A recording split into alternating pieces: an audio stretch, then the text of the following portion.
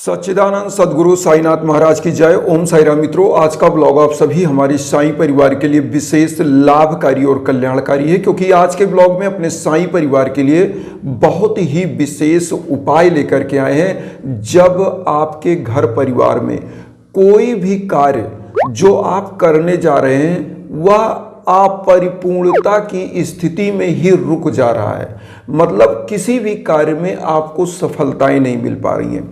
बहुत सारे ऐसे बंधु बांधव हैं जो ये कहते हैं कि गुरुदेव, हमारे घर में संतान की प्राप्ति में बाधा चल रही है, हमारे घर के युवा बच्चे बच्चियां हैं, उनको कितना भी एफर्ट करें, कितना भी मेहनत करें, लेकिन कंपटीशन के क्षेत्र में, नौकरी के क्षेत्र में सफलताएं नहीं मिल पा रही हैं।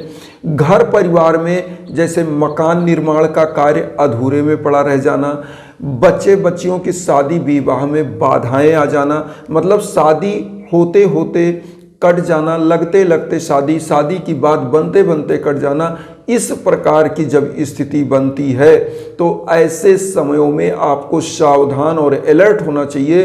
कुछ ऐसे उपाय हैं जो साईं बाबा के निमित्त अगर किया जाए तो संभव को तो संभव करते ही है साईनाथ, लेकिन असंभव को भी संभव कर देते हैं साईनाथ। तो आज इसी उपाय को हम लेकर के आए हैं। आपको बहुत इजी उपाय है, लेना क्या है वो आप जान लें। गुरुवार के दिन इस उपाय को करिएगा और 11 गुरुवार 11 थर्सडे आपको इस उपाय को कर ले तो मैं आपको कह रहा हूं कि विश्व में कोई ऐसी चीज नहीं है जो आपको प्राप्त ना हो पाए, क्योंकि बाबा की कृपा आप सब लोग जानते हो। 11 वचन में लिखा हुआ है, सदा जीवित ही जानो, अनुभव करो, सत्य पहचानो। तो बाबा क्या है? अनुभूति का विषय, मतलब वह आपके चारों तरफ हैं। जिस प्रकार से गोस्वामी तुलसीदास जी ने लिखा है रामचरितमानस में, क्या लिखा है कि विनुपद चलय सुनय विनुकाना, करबिन करम करे विधिनाना, आनन रहित सकल रस भोगी, बिन वाणी वक्ता बड़जोगी। ईश्वर क्या है? जो बिना हाथ पांव के समस्त कर्मों को करता है, बिना हाथ पांव के चलता है और समस्त प्रकार के बातों को, आपके क्रियाकलापों को श्रवण करता है, सुनता है और बिना जीवा के सभी रसों का वह स्वाद जानता है। अर्थात ईश्वर क्या? अदृश्य है, जो चराचर जगत में व्याप्त है। इसी प्रकार से हमारे साईं जो हमारे सदगुरु हैं वो भी इस चराचर जगत में आप जैसे ही उनको याद करते हो वह दौड़े चले आते हैं।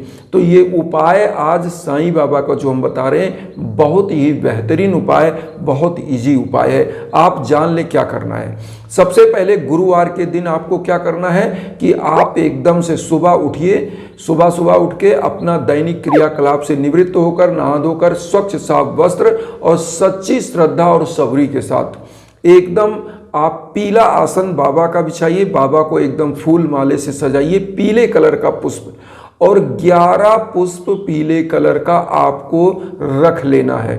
एक घी का दीप रख लेना, एक धूप बत्ती, एक लोटा जल, इतना चीज रख लीजिए। रोली चंदन रख लीजिए, पीले कलर का चंदन, उसके बाद थोड़ा सा रोली का चंदन बाबा को लगाइए और अपना संकल्प जो भी आपको मांगना है, अगर मान लीजिए आप स्वयं कंपटीशन दे रहे हैं, आप स्वयं के लिए मांग रहे हैं तो स्वयं कर सकते हैं। अगर आप अपने बच्चों के माता पिता हैं तो आप उनके निमित्त भी कर सकते हैं इस उपाय को। आप बाबा के सम्मुख अपने संकल्प को बोलिए कि प्रभु, जैसे स्वयं के लिए करें तो स्वयं के लिए मांगिए, अगर माता पिता हैं तो आप मांगिए कि प्रभु हमारे बच्चे बच्चियों का अच्छे घर में शादी कराइए, और अगर नौकरी के लिए मांगना है तो बाबा से ये मांगिए कि प्रभु हमारे बच्चे बच्चियों को उच्च कोटि की पद प्रतिष्ठा प्रदान करिए और हमारे घर परिवार को दुख दरिद्रता से मुक्त करिए। जो भी मांगना है वो संकल्प में आपको बोलना है। अब यहाँ पर आता है कि बाबा का जो आपको पूजा कैसे करना। सबसे पहले आपने संकल्प किया, अब वहाँ पर धूप और उसके बाद दीप, ये दोनों प्रज्वलित कर दीजिए। लोटे में जो थोड़ा सा जल रखा है चारों तरफ छिड़क दीजिए।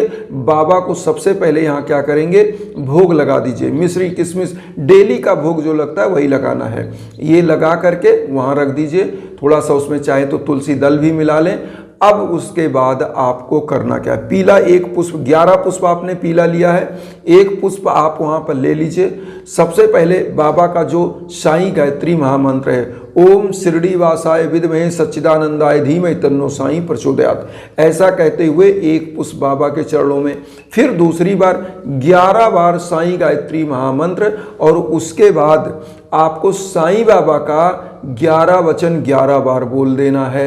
11 वचन बाबा का आप सब लोग जानते हैं, सबसे फेमस चीज़ है, और हम तो कहते हैं उठते जागते सोते हमेशा बोलना चाहिए, क्योंकि बाबा का यह 11 वचन बोलने से कॉन्फिडेंस बढ़ता है, हमारे अंदर विश्वास आता है, हमारा पथ प्रदर्श बाबा करते हैं और हम सफलताएं प्राप्त करते हैं। 11 वचन क्या है बाबा का, यह जान लीजिए।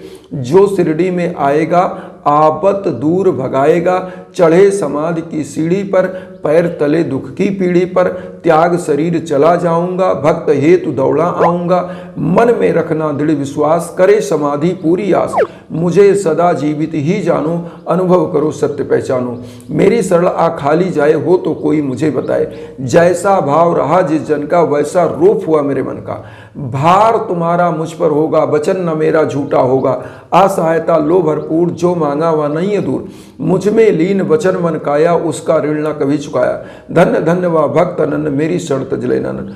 ओम शाई ओम शाई। इसके बाद आपको क्या करना है, बाबा का यह 11 वचन 11 बार बोलिएगा, और साईं गायत्री महामंत्र 11 बार, पुष्प 11 वहाँ बाबा के सम्मुख। जब आप 11 बार साईं गायत्री महामंत्र, तो 11 पुष्प एक एक बार बोल के आपको चढ़ा देना है।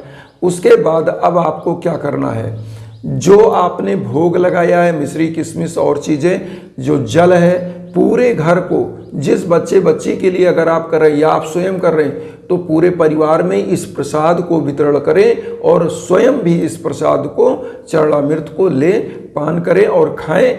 और बाबा के सम्मुख या उपाय करने के बाद कम से कम आप 11 गुरुवार इस उपाय को करिएगा, और 11 गुरुवार को जब यह उपाय आप कर रहे हैं तो एक चीज़ यहाँ ध्यान रखिएगा, गुरुवार को कभी भी 2-3 चीज़ें इसमें ध्यान रखिएगा, तभी आपको इसका फल मिलता है। कोई भी भिखारी आपके घर आए तो कभी भी अगर आप भिक्षा नहीं दे सकते तो उसको गलत ना बोलें। हाँ, अगर आता है ससम्मान, आप कुछ ना कुछ उसको दीजिए, खाने पीने की वस्तु दीजिए, कुछ जो वस्त्र अगर दान कर सकते हैं तो वस्त्र दान करिए। और एक चीज़ और कहेंगे, जब आपके घर में इन 11 दिनों में कोई कुत्ता आता है तो कुत्ते को भी डंडे से या किसी चीज़ से या डांट के इस तरह से नहीं भगाना है कि उसको कोई चोट आए। कुत्ते को भी अगर आप कुछ दे सकते हैं तो इस दिनों में दीजिए। कोई गौ माता अगर आपके दरवाजे पर आती हैं आपके पूजा के समय पर, और वहाँ पर खड़ी होकर आपके दरवाजे को देख रही हैं, तो उनके निमित्त भी कुछ आप दीजिए। अगर कोई भी ऐसा आगंतुक आता है तो सबसे पहले बाबा कहते हैं कि हमारे द्वारा जो चीज आपके पास है उसका अंश जीवात्माओं को भी दीजिए। इसीलिए बाबा के दरबार में शिरडी आप जाते हैं तो सबसे प्रिय चीज आप समझिए कि एशिया का सबसे बड़ा प्रसादालय बाबा का प्रसादालय है शिरडी में, जहां पर हजारों लाखों लोग प्रतिदिन भोजन करते हैं। और मैं एक चीज़ और बताऊं कि बाबा के शिरडी साईं धाम जब आप जाते हैं शिरडी में, तो शिरडी में आपने देखा होगा कि आप लाइन लगाते हैं, बीच में कुत्ते भी बाबा की समाधि तक जाते हैं, कोई नहीं उनको बोलता। इवन यहाँ तक लोग प्रसाद पाते हैं जो बाबा को मिलता है, अगर वहाँ है तो उन कुत्तों को, उन श्वानों को भी लोग प्रसाद के रूप में देते हैं। तो ये चीज़ होती है, किसी जीव जंतु को मारना नहीं है, बाबा का यह चीज़ है। बाबा कहते हैं सभी हमारे अंश हैं, मतलब चराचर जगत में जितने जीवात्माएं हैं उनमें हमारा ही दर्शन करिए। और जो समदर्शी हो जाता है, सभी जीवात्माओं को एक नज़र से देखता है, चाहे मनुष्य हो या कोई प्राणी हो, कोई जीव हो, तो वह व्यक्ति सच्चे हृदय से बाबा को ही प्राप्त होता है। और ऐसे व्यक्तियों को कभी धन धान्य की कमी नहीं होती। तो बाबा का यह उपाय करिए, गरीबों दीन दुखियों को भोजन आदि कराइए, ये सबसे बड़ी चीज़ है। और ये 11 गुरुवार तक इस उपाय को करिएगा। केवल 11 पुष्प लेना है, बाबा को अर्पित करने के लिए पुष्प, घी का दीप धूप जलाना है, और इसी मंत्र को, साईं गायत्री महामंत्र और 11 वचन 11 बार। तो इस प्रकार से आपके संभव कार्य तो संभव ही होंगे, असंभव कार्य भी संभव हो जाएंगे। इसलिए बाबा के बारे में कहा जाता है कि बाबा चमत्कारिक एक ऐसे गुरु हैं जो चमत्कार करते। चमत्कार होता क्या है? ऐसे नहीं होता कि आपने ऐसे हाथ में पकड़ा कुछ चीज आ गया। चमत्कार का मतलब होता है जब बाबा को आप ध्यान करते हो, आप एक कदम बढ़ाते हो ना, तो बाबा आपको 1000 कदम बढ़ा देते हैं। आप एक चीज की उम्मीद करते हो कि बाबा हमें ये दे दे, बाबा आपकी सभी उम्मीदों को पूरा कर देते हैं। तो बाबा का तो दरबार ऐसा है, बाबा का नाम ऐसा है कि अगर आप उनका सुमिरन करते हैं ना, तो दुनिया की कोई ऐसी ताकत नहीं है जो आपको पीछे कर दे। आप हमेशा अग्रगणी पंक्ति में होंगे।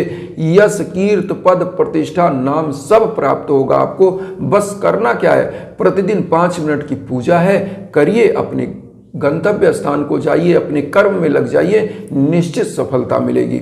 एक चीज यहां पर और हम कहना चाहते हैं और बार बार कहते हैं कि जब जीवन में भीषण बाधाएं चल रही हो, कोई मनोकामना ना पूर्ण हो रही हो, तो यज्ञ याजन के लिए ही हम इंस्टाग्राम का लिंक आपको देते हैं कि कहीं आपको भटकना ना पड़े।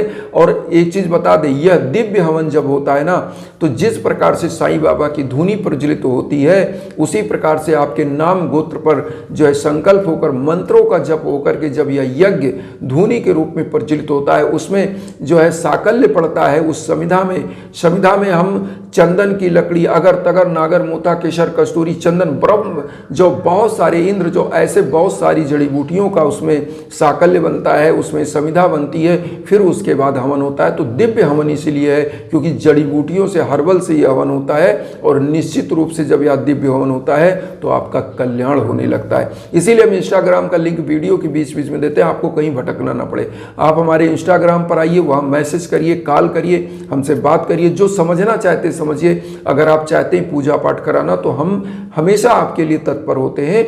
हमारे लायक जो संभव होता है हम जरूर करते हैं। तो वसुधैव कुटुंबकम की जो भावना हम लेकर चलें, उसमें आप सभी लोग चैनल को सब्सक्राइब करके हमें भी अपना परिवार बनाइए और उन साईं भक्तों तक वीडियो को जरूर शेयर करिए जो किन्हीं कारणों से कष्ट में, दुख में। इसी भावना के साथ ओम साईं राम।